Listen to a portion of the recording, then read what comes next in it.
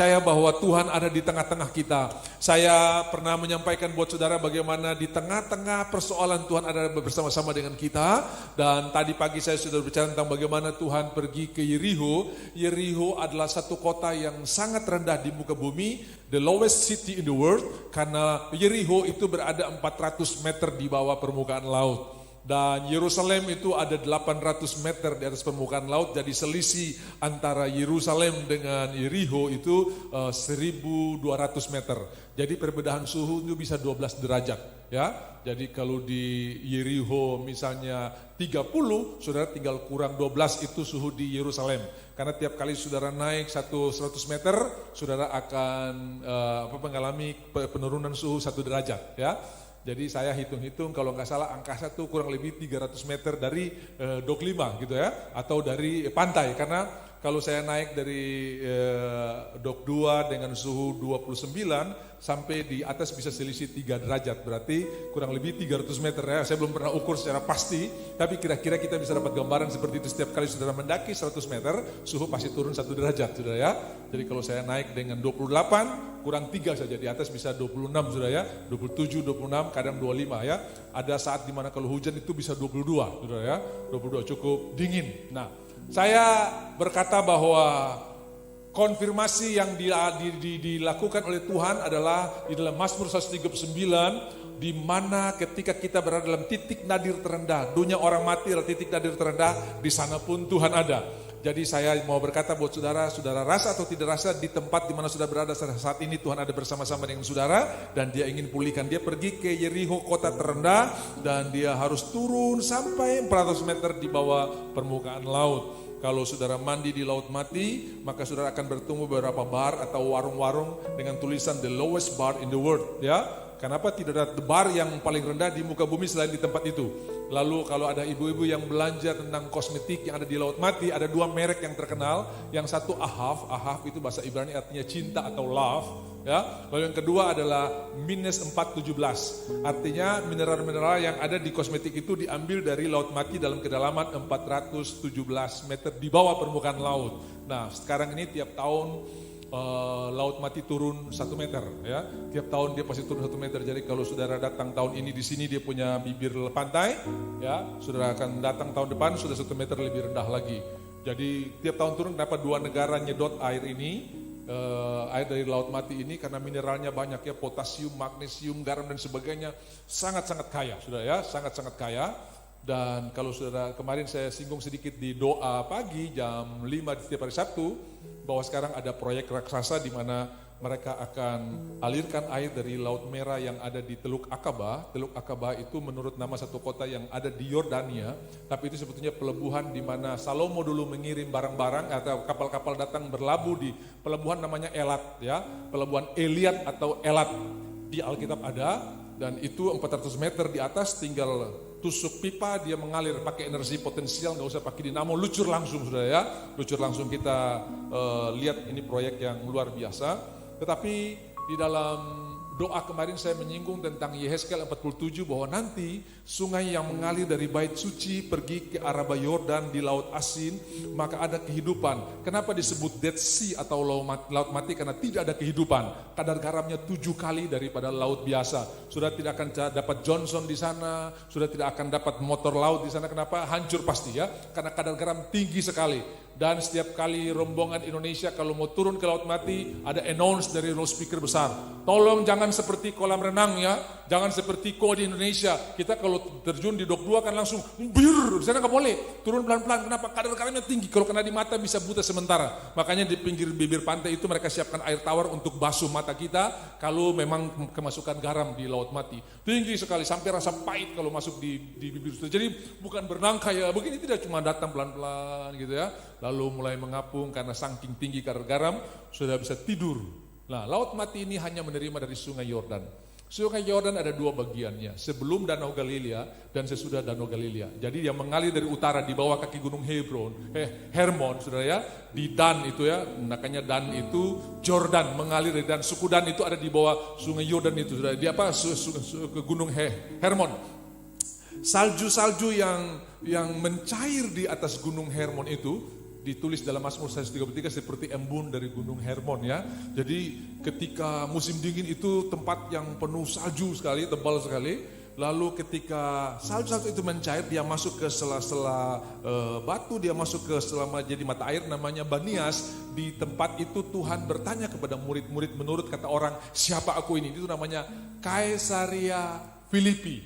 Karena ada dua Kaisarea, ada Kaisarea Maritima. Kaisarea Maritima itu yang di pinggir laut yang Paulus ditahan di sana, sudah ya. Lalu ini Kaisarea yang ada di bawah Gunung Hermon, itu namanya Kaisarea Filipi. Menurut kata orang, siapa aku? Menurut survei, siapa aku? Ya, mereka berkata Elia, dan Tuhan tidak tersinggung walaupun Elia itu adalah anak buah atau kacungnya Tuhan. Tuhan tidak keluarkan biaya untuk perbaiki nama baik. Sudah tidak perlu perbaiki nama baik, sudah Tuhan yang akan pulihkan. Sudah tidak perlu keluar biaya untuk perbaiki. Masa dong bilang saya begitu? Tidak usah. Nah, saudara-saudara, lalu dia mengalir dari bawah sungai Gunung Hermon itu menuju ke Danau Galilea. Masuk ke Danau Galilea, danau dengan beberapa nama, Genesaret, Galilea, ya. Lalu turun dan keluar dari Danau Galilea, mengalir lagi ke Laut Mati. Sampai di Laut Mati stop di sana, sudah ya. Jadi Laut Mati ini hanya menerima. Orang kalau cuma terima-terima jadi mati. Danau Galilea ada kehidupan karena mengalirkan. Saudara, mengalirkan berkat, mengalirkan kehidupan ya.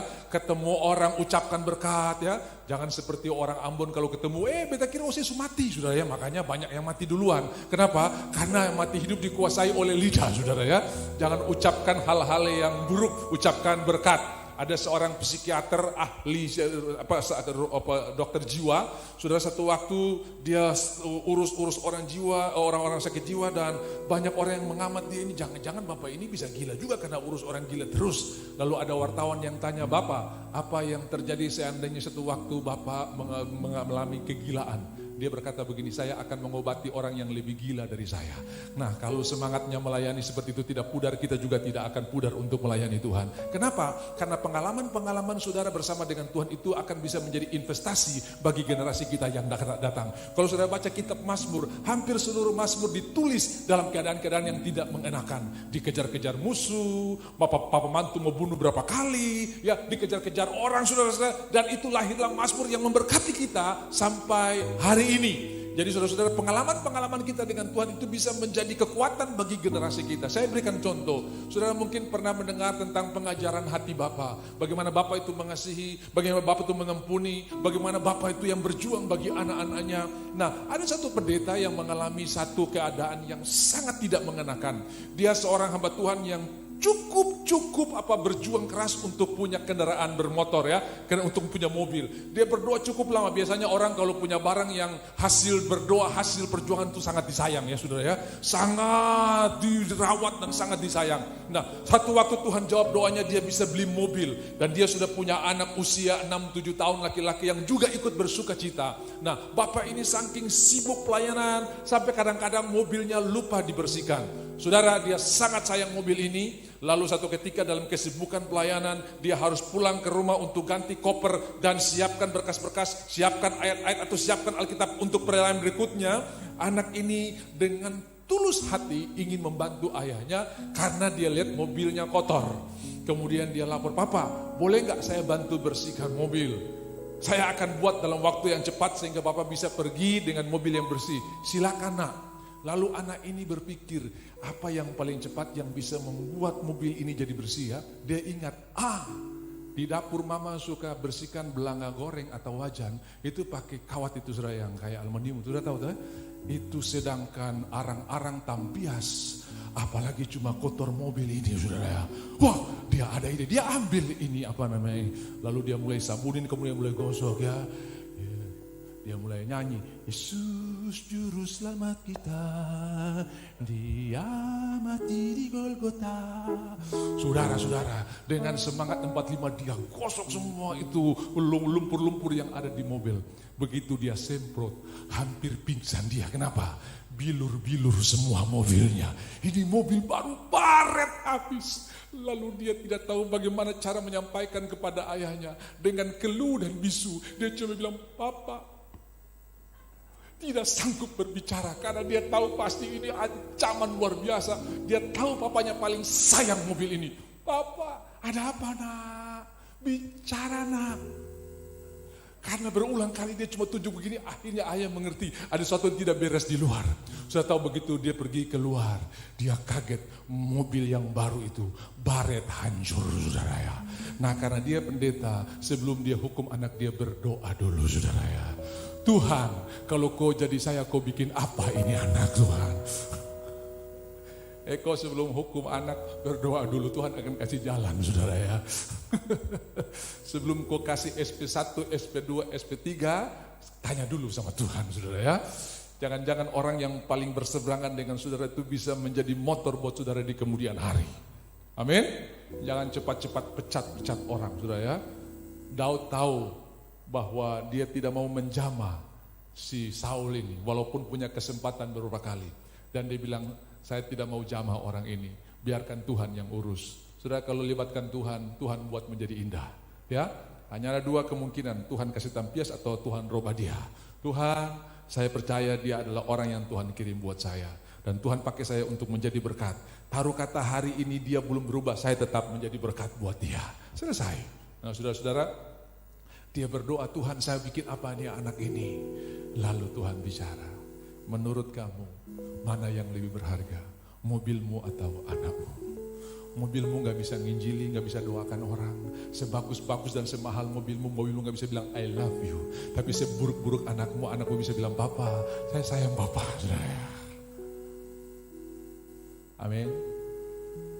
Kau lebih sayang berlian kah? Sayang kopu suami yang berusaha beli kopu berlian? Sayanglah orang-orang yang ada di dalam rumah saudara lebih daripada barang-barang saudara. Akhirnya dia datang, dia peluk. Nah, kau lebih berharga daripada mobil itu. Papa sayang kau. Sejak hari itu lahir pengajaran yang luar biasa tentang hati Bapa. Kadang-kadang dalam pengalaman-pengalaman buruk itu kita mengalami banyak hal-hal dan itu menjadi investasi bagi banyak orang di belakang kita yang tidak tahu mau buat apa. Nah mari kita lihat Mazmur 34. Saudara-saudara, sesuai dengan kebutuhan. Saya tadi sudah janji akan melanjutkan Markus 10, tapi tadi sementara kita memuji Tuhan, ini ayat Tuhan taruh untuk kita akan belajar bersama-sama. Mazmur 34, saudara akan lihat di sana ada sedikit beda di kitab Mazmur itu, kadang-kadang di Alkitab elektronik suka beda dengan di Alkitab lembaga lembaga Alkitab Indonesia ini. Jadi saudara bisa compare nanti, kadang-kadang di Alkitab elektronik itu ada tanda kurung, misalnya 7, tanda kurung 8. Nah, itu artinya yang di dalam kurung itu ayat di Alkitab Lai atau Alkitab kertas ini. Makanya kalau pendeta pakai Alkitab kertas kadang-kadang beda dengan Alkitab saudara. Misalnya saya berikan contoh, ayat yang ke-6 itu tertujukanlah pandanganmu kepadanya, maka mukamu akan berseri-seri dan tidak akan malu tersipu-sipu. Di handphone saudara ayat berapa? Ayat berapa? 5. Ya, di Alkitab kertas ayat 6. Kenapa? Karena seluruh Alkitab elektronik yang ada di handphone saudara itu di-download langsung dari King James Version dan itu ayatnya kadang-kadang beda sedikit ya. Ada yang beda 2, ada yang beda 1, ada yang sama. Nah, kebetulan di Mazmur 34 ini beda 1 ya. Jadi di sini sudah ayat 2, saudara masih ayat 1. Di sini sudah ayat 3, saudara masih ayat 2. Di sini sudah ayat 6, saudara masih ayat 5. Ya, jadi saya akan baca Mazmur 34 dari Daud pada waktu ia pura-pura tidak waras. Saya tanya, kalau orang pura-pura tidak waras itu waras atau tidak? Waras. Kalau orang pura-pura sakit itu sehat atau sakit? Kalau orang pura-pura happy itu happy atau tidak?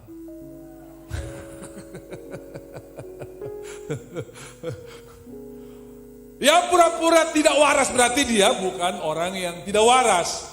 Dia hanya jadi buat hal itu untuk bisa diterima supaya Abimelek ini bisa menerima Daud. Saudara-saudara, apa yang diperbuat oleh Daud itu menjadi viral bukan cuma di antara orang Israel, tapi sampai di kalangan bangsa-bangsa lain. Zaman itu belum ada smartphone, zaman itu belum ada viralkan, tapi Tuhan bisa viralkan. Apalagi sekarang saudara sudah ada tools yang luar biasa, ditambah Tuhan lagi. Tuhan bisa viralkan kau pisang goreng yang kau goreng-goreng di rumah itu. Kenapa? Kalau Tuhan yang berkati, tidak ada yang bisa pele. Amin. Viral, apanya yang viral? Waktu Daud mengalahkan musuh-musuh, ketika dia pulang dari mengalahkan musuh, perempuan-perempuan Israel, perempuan-perempuan Yerusalem menyanyi dan mereka berkata begini, Saul membunuh beribu-ribu, tapi Daud berlaksa-laksa. Itu nyanyian spontan yang lahir dari hati setiap umat Tuhan. Itu tidak dikarang-karang. Sebentar nanti ketong menyanyi biar Saul sakit hati. Tidak. Mereka tidak pernah menyanyikan itu untuk bikin orang lain sakit hati. Itu nyanyian spontan, ya. Tadi seperti Hadi menyanyikan nyanyian spontan. Spontan sudah ya. Saul membunuh beribu-ribu, Daud berlaksa-laksa. Ternyata nyanyian spontan itu menjadi masalah bagi Saul. Saul tidak siap untuk menerima kenyataan bahwa Daud lebih hebat daripada dia. Makanya saya khotbah di sini, saudara. Bangsa kita punya banyak leader, tapi kurang bapa. Leader itu akan mengeksploitasi anak buahnya untuk kepentingan dia. Tapi bapa akan mengeksploitasi semua kemampuannya untuk kepentingan anaknya. Itu bedanya.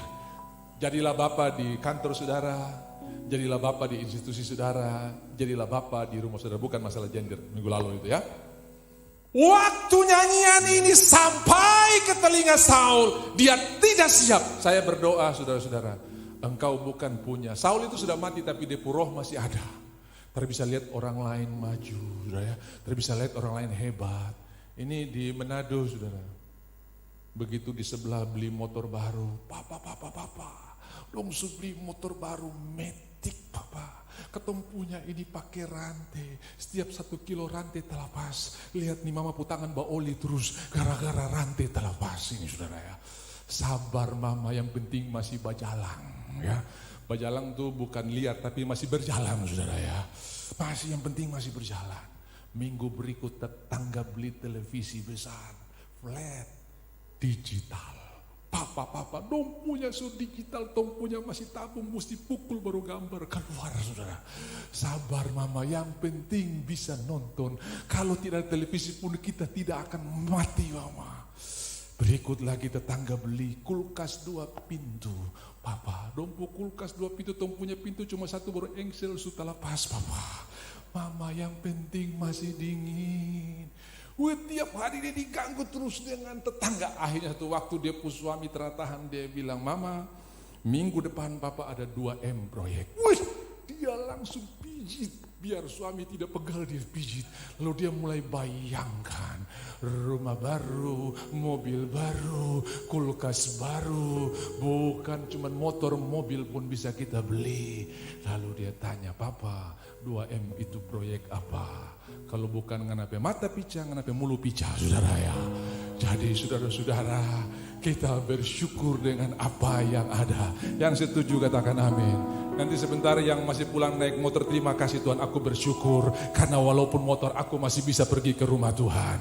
Baru nanti Tuhan kasih kau mobil, kalau tidak kau tidak pernah puas dalam hidup ini. Amin. Ada pendeta yang didatangi oleh jemaat, Bapak tolong berdoa supaya saya punya warung jadi kios. Masih pakai sepeda dengan warung. Tuhan berkati dia setia, bayar persepuluhan, ada ibadah dia paling duluan datang. Tuhan berkati dari sepeda jadi motor, warung jadi kios. Tambah setia saudara ya. Tuhan berkati dari motor jadi mobil, kios jadi toko. Begitu jadi toko, mulai jarang-jarang masuk gereja. Lalu pendeta bilang, loh mana nih orang ini? Sudah 2 minggu berturut-turut gak ketemu. Akhirnya satu waktu dia ketemu, Bapak sudah diberkati Tuhan kok. Dulu waktu warung, pica-pica, lompat-lompat di gereja, menari kursi-kursi tampia. Sudah ini kenapa? Sudah tambah berkat, hilang dari peredaran. Aduh Bapak Gembala, hari Minggu dong toki toko. Kalau saya terbuka dong pindah di toko lain, pelanggan lari. Hati saya nih rindu beribadah, tapi ini gara-gara pelanggan ini. Bapak rindu beribadah? Rindu. Bagaimana kalau kita berdoa jadi dari toko jadi kios lagi? Oh jangan Pak. Karena dulu waktu kios rajin saudara. Saudara kita tidak mau berkat turun, tapi cari Tuhan kita gak mau saudara. Bilang kiri kanan, orang itu tidak ada di sini.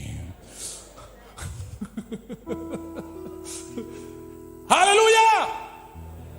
Saudara-saudara yang dikasihi oleh Tuhan, hatimu jangan melekat kepada berkat, tapi melekat kepada si pemberi berkat. Hatimu jangan melekat kepada pemberian, melekatlah pada si pemberi. Amin. Kalau orang kasih saudara kado, sudah pasti orang itu pasti tersinggung kalau sudah bilang begini sama kado. Kado terima kasih, kok mantap sekali kado, aduh. Itu yang kasih itu pasti tersinggung. Saya yang kasih baru dia terima kasih di barang yang saya kasih. Tuhan memberikan kita napas, memberikan kita kekuatan. Berterima kasihlah buat Tuhan, bukan buat pemberian, saudara ya. Makanya kenapa Abraham berkenan kepada Tuhan, hatinya tidak melekat kepada pemberian, tapi melekat kepada si pemberi. Bawalah anak yang kau kasihi, Ishak, cuman satu anaknya, persembahkan di bukit yang aku tunjukkan kepadamu. Dan dia melakukannya. Lalu bangunlah Abraham pagi-pagi, malam itu dia masih tidur. Kalau barang yang berharga diambil daripada kita, pasti tiap malam kita tidak bisa tidur dengan enak. Tapi Abraham bisa tidur, kenapa? Hatinya bukan melekat kepada barang, tapi melekat kepada Tuhan.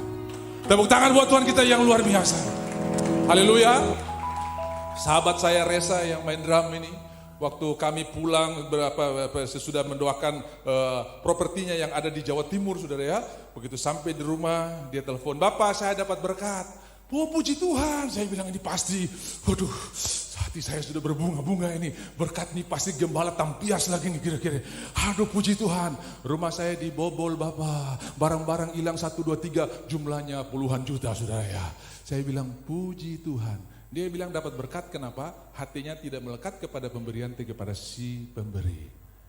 Saya lihat dia bukan makin hari makin susah, tapi makin hari makin diberkati. Bisa bilang amin? Jadi saudara jangan melekat kepada pemberian. Kopu mobil yang baru itu bawa saja ke rumah Tuhan. Nanti kalau tak gores gimana? Itu berhala, saudara ya. Sesuatu yang disembah lebih daripada Tuhan itu berhala. Bilang kiri kanan, saya baru mengerti. Jangan ada Allah lain padamu. Profesi bisa jadi Allah lain. Nah, Bapak ini tokonya sudah jadi berhala. Kenapa dia rela untuk buka tokonya dan mengorbankan Tuhan yang sudah baik buat dia? Daud mengalami persoalan yang sama. Banyak kali dalam hidupnya dia mengalami ketidakadilan. Dia gak salah. Ini bukan saya yang karang lagu, ini orang-orang yang nyanyi dengan spontan. Tapi nyanyian itu membuat Saul menjadi miris. Saya berdoa saudara tidak akan jadi seperti orang ini. Kalau saudara lihat sahabatmu diberkati, bersukacitalah. Kalau dia lebih dulu beli mobil, jangan iri, puji Tuhan. Saya bisa minta tolong dia jemput kalau hujan gitu. Daripada ku iri. Sombong. Baru mobil baru saya sombong. Jangan. Saudara. Haleluya. Berkati. Nanti saya akan cerita. Ketika engkau memberkati, engkau pun ikut diberkati. Dan Tuhan itu tidak jadi cemburu gara-gara murid-muridnya dipakai luar biasa. Karena Tuhan berkata kepada murid-murid, kamu akan melakukan sama seperti aku, bahkan lebih kalau kamu percaya. Dan itu bukan hisapan jempol, benar-benar terjadi. Yang belum pernah Tuhan kerjakan, dikerjakan oleh murid-murid. Dan dia tidak merasa iri, kau lebih hebat dari saya. Dia bangga. Belum pernah Tuhan dalam pelayanannya selama 3,5 tahun. Dia umur 30 dibaptis oleh Yohanes. 3,5 tahun dia melayani. Dan di atas kayu salib dia berkata, it's finished, sudah selesai tugas yang kau percayakan buat saya. Dia berkata kepada 3 oknum, kepada Bapa di surga, Bapa, tugas yang kau percayakan buat saya sudah selesai. Yang kedua dia berkata kepada manusia, umat-umat Tuhan. Dia berkata kepada manusia yang berdosa, yang terhilang, hei manusia, dosamu, utangmu, penyakitmu. Dan yang ketiga dia berkata kepada iblis, dominasimu atas manusia, tiketmu sudah saya ambil, sudah selesai. Sebelum Tuhan membasuh tabernakel sorga dengan darahnya, iblis masih punya akses. Makanya dia menghadap Tuhan. Kau dari mana? Mengelilingi dunia. Kau lihat sapu hamba? Siapa? Ayub. Orang yang saleh, jujur, takut akan Tuhan dan menjauhi kejahatan. Ini yang puji sorga ini. Saudara jangan cari puji-pujian dari manusia. Cari puji-pujian dari Tuhan. Haleluya.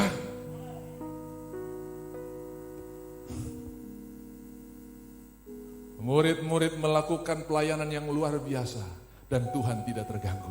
Apa yang difirmankan terjadi. Selama 3,5 tahun pelayanan Tuhan Yesus, dia belum pernah sembuhkan orang dengan bayang. Tapi Petrus menyembuhkan orang dengan bayangnya. Jam berapa Petrus lewat di jalan ini? Kira-kira jam 3. Dong atur orang-orang di pinggir jalan di mana Petrus akan lewat. Belum tumpang tangan, cuman bayangnya kena orang sakit, sembuh. Benar apa yang Tuhan bicarakan. Kamu akan berbuat sama seperti aku, bahkan lebih.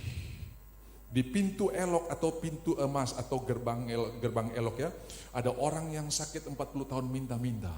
Lalu Petrus pergi beribadah dengan Yohanes. Kemudian dia melihat orang itu, lalu dia berkata begini, saya tidak punya uang, saya tidak punya emas. Artinya saya tidak punya koin yang bisa saya berikan buat kau.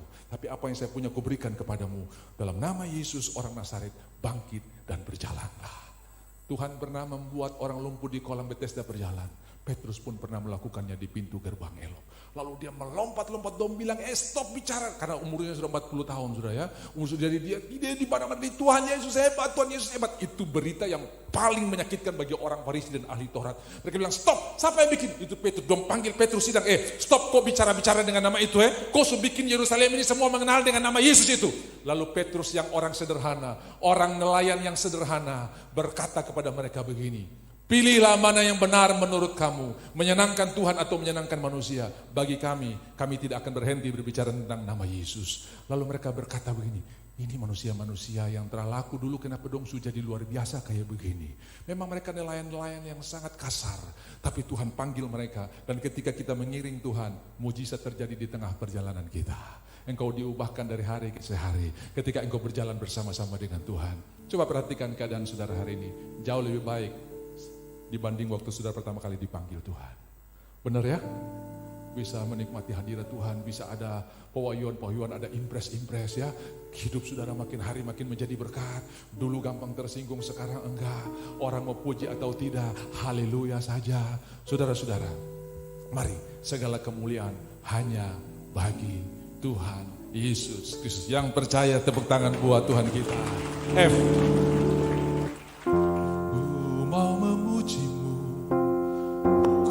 Selalu pujimu, ku mau menyembahmu, ku selalu sembahmu, kau yang layak terima semua pujian, kemuliaan hanya bagi Tuhan. Ku mau memujimu, ku mau memujimu, selalu pujimu, ku mau menyembahmu, ku selalu sembahmu, kau yang layak terima semua pujian, kemuliaan hanya bagi. Naik satu,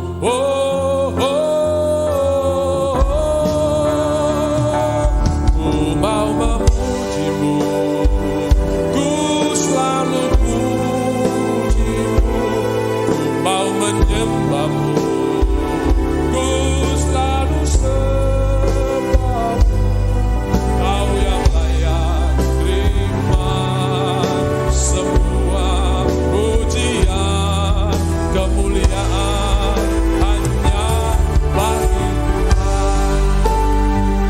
Dan bangkit mengalahkan maut, kau hidup Tuhan, kau sanggup dalam ada kuasa.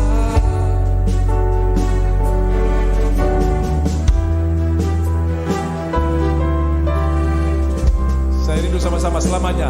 Selamanya Tuhan kau sanggup. Bukan satu hari, bukan satu minggu, bukan satu bulan. Selamanya Tuhan sanggup melakukan perkara yang luar biasa. Ini contoh pertama bagaimana Petrus melakukan jauh daripada apa yang Tuhan lakukan. Yang belum pernah dilakukan oleh Tuhan, dilakukan oleh Simon Petrus. Kamu akan buat lebih. Paulus lagi khotbah, lagi pelayanan.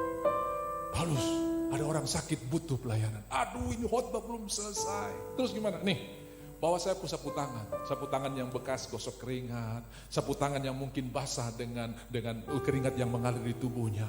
Dibawalah kepada orang sakit itu, diletakkan kepada orang sakit. Orang sakit itu sembuh. Perempuan berdarah menjamah ujung jubah yang dipakai oleh Tuhan.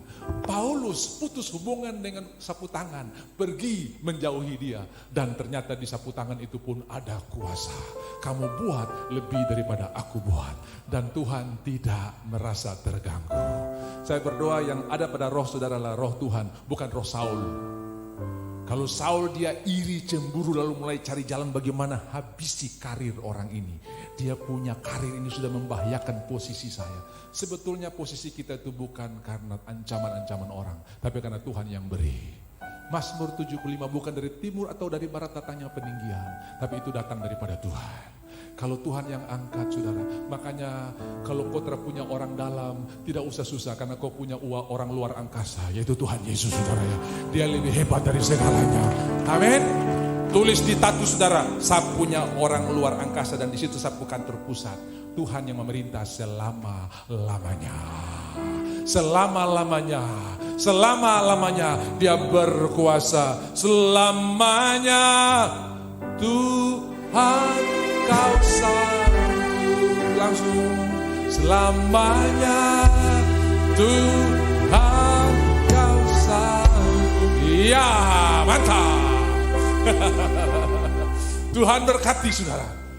Jangan ada iri hati, karena iri hati pasti mengeringkan tulang. Saya percaya kalau sampai Saul tidak dibunuh oleh orang-orang Filistin di bukit Gilboa, gunung Gilboa, dia pasti akan mati osteoporosis. Karena iri hati terus. Biar saudara minum Anlen tiap hari, tapi kalau iri hati tetap osteoporosis. Saudara. Betul, karena Alkitab tidak pernah salah. Iri hati mengeringkan tulang. Apa itu tulang kering? Osteoporosis. Saya kalau lewat di daerah utara di Galilea, guide akan menunjukkan saya itu Pak, Gunung Gilboa. Sudah tahu Gunung Gilboa? Tidak ada pohon-pohon. Kiri kanan hijau. Tapi di Gunung Gilboa tidak ada. Kenapa? Waktu Saul meninggal, Daud menyanyi di dalam 2 Samuel pasal pertama. Telah gugur pahlawan di Israel. Jangan ada embun di Gunung Gilboa. Dan sampai hari ini, Gunung Gilboa itu gak ada pohon-pohon yang tinggi. Karena Daud pernah menyanyikan, ini orang yang bunuh-bunuh dia. Dia nyanyi, saudara. Apakah engkau sedih kalau orang yang pernah menyusahkan engkau itu mengalami kesulitan? Ada roh Allah di dalam engkau. Tapi kalau engkau bahagia ketika dia sulit, saya percaya itu bukan roh Tuhan. Alkitab berkata menangislah dengan orang yang menangis dan tertawalah dengan orang yang tertawa. Alkitab tidak bilang begini, menangislah dengan orang yang tertawa dan tertawalah dengan orang yang menangis. Amin.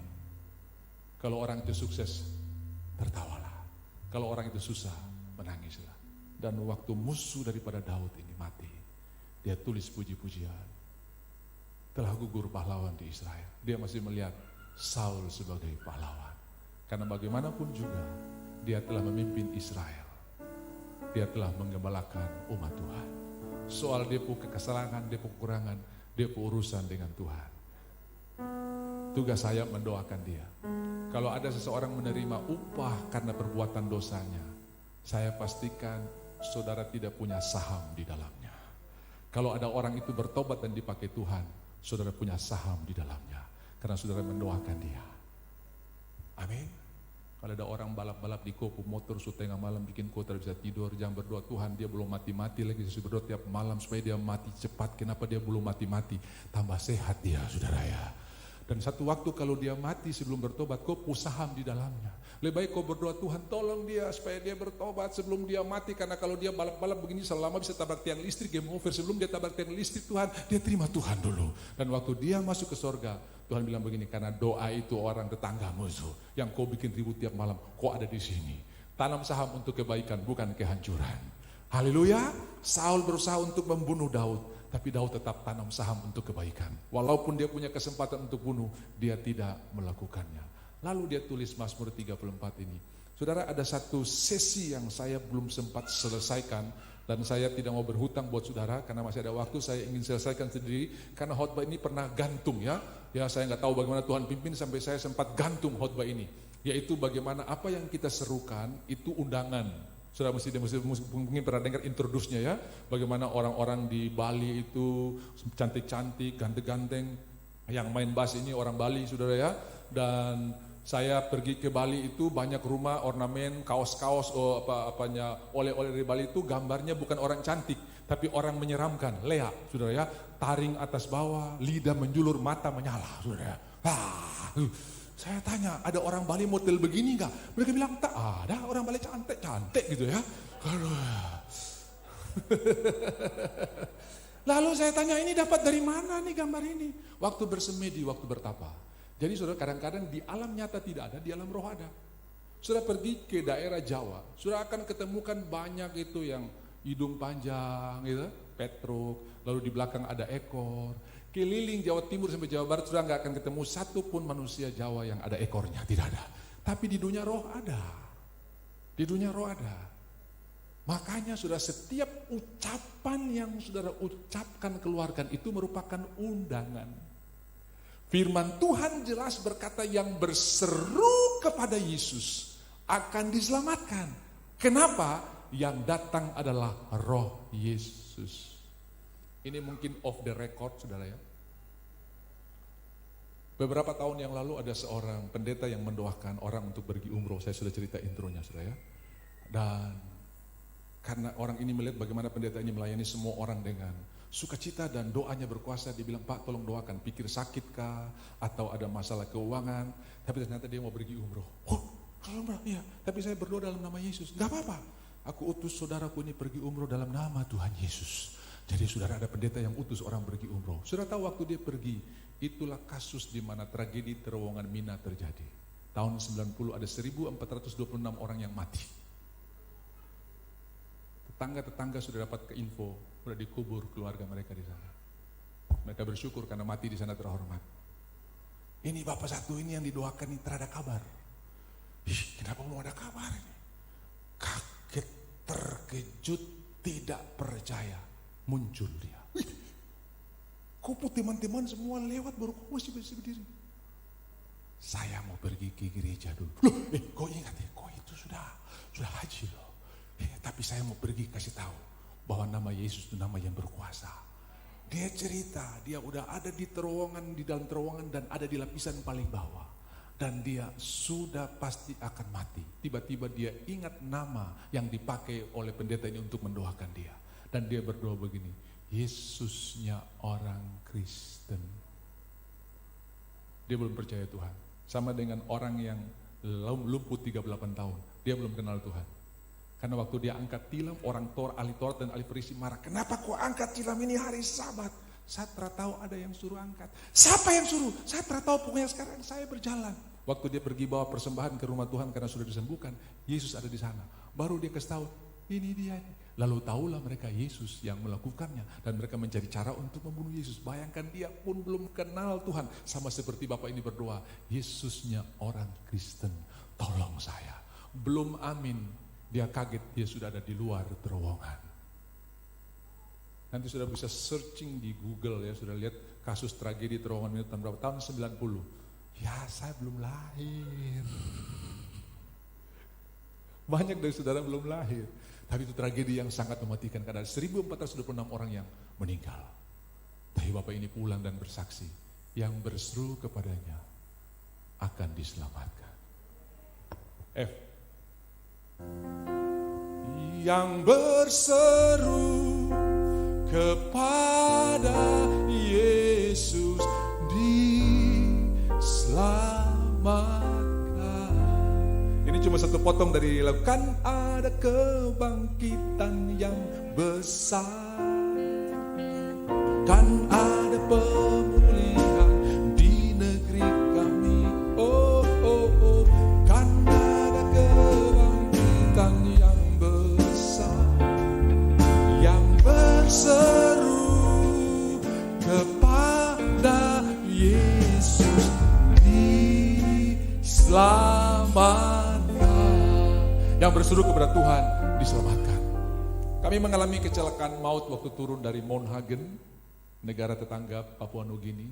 Itu seperti Wamena turun ke Jayapura, ya, dari Highland, dari daerah dataran tinggi 7 turun ke, kami mau menuju ke daerah pelabuhan Lei, kayak kota industri begitu sudah ya. Dan waktu itu kami kendarain mobil baru, Grace, cabut dos, Land Cruiser VX Turbo. Turbo itu bukan turunan bodoh, bukan saudara ya. Turbo itu ada tenaga tambahan begitu ya. Jadi, waduh, yang bawa ini orang Medan saudara ya. Saya masih ingat marganya Sianturi. Dan dia overconfident sekali dengan mobil ini saudara. Dan dia penasaran gimana turbonya ini bekerja. Tarikannya pasti luar biasa. Dan itu penasarannya belum bisa terlampiaskan karena kita turun dari gunung itu, tikungan-tikungan banyak saudara ya. Jadi dia mau gas belum bisa. Nah, kurang lebih 10 menit kita masuk di satu kota namanya Goroka. Itu jalan lurus sekali. Disitulah dia tes mobil ini. Yang lain sudah tidur, saya duduk di tengah, orang tengah tidak pakai safety belt. Dan kalau perjalanan saya tidak suka tidur, saya suka lihat panel instrumen ya. Wah, itu saudara dia gas dalam hitungan kurang dari 10 detik bisa sampai 140 km per jam. Cepat sekali, baru saya bilang, wah ini turbo ya. Begitu 140 km per jam, babi menyeberang saudara ya. Hukumnya sama dengan di sini. Ya saudara-saudara begitu, dia hindari babi, ada orang, dihindari orang, kita jalan dengan moncong, jalan dengan atap saudara. Dan mobil itu akhirnya berhenti dengan moncong berhadapan dari mana kami datang. Dan dia punya velg itu jadi kayak kerupuk hancur, semua kami harus keluar lewat kaca depan karena pintu tidak bisa dibuka lagi. Waktu dibawa ke dealer Toyota, semua ahli-ahli berkata pasti semua orang di dalam mobil ini meninggal. Ternyata kami semua selamat, cuman satu sederhana, kami berseru kepada nama Yesus. Yesus, bukan bilang mama, bukan saya. Yesus yang berseru kepadanya akan diselamatkan. Semua kami ada 6 orang selamat. Cuman mobil saja yang rusak. Paulus pernah mengalami karam kapal yang luar biasa. Dan Tuhan datang bilang begini, jangan takut Paulus, kasih tahu sama mereka, semua kamu akan selamat kecuali kapal ini. Dan cuman kapal yang hancur, semua selamat. Amin. Berseru kepada Tuhan Yesus.